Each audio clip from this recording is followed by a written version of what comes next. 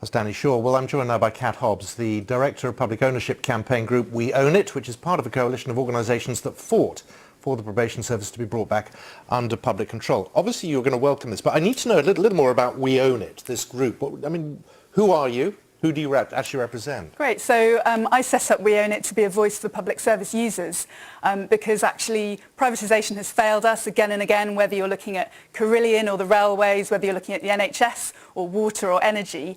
And what we really need to do is bring public services into public ownership, which is supported by the vast majority of the UK population. And who finances you?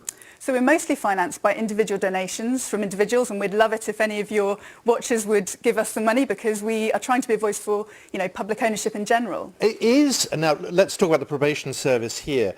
Is this something that hasn't worked because it was just done badly? Or is it a principle here?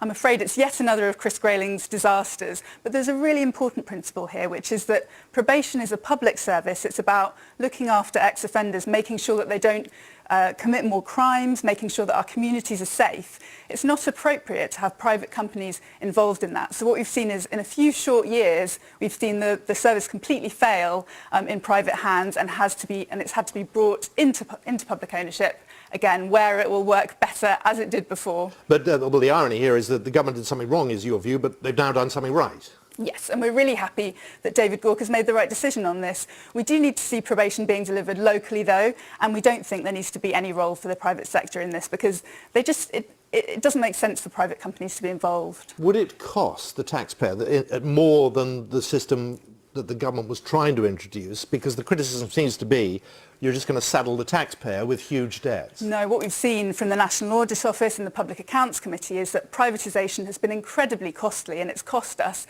millions of pounds, because the government has essentially had to bail out private companies like Interserve and Working Links as they've collapsed. That's a really bad deal for all of us.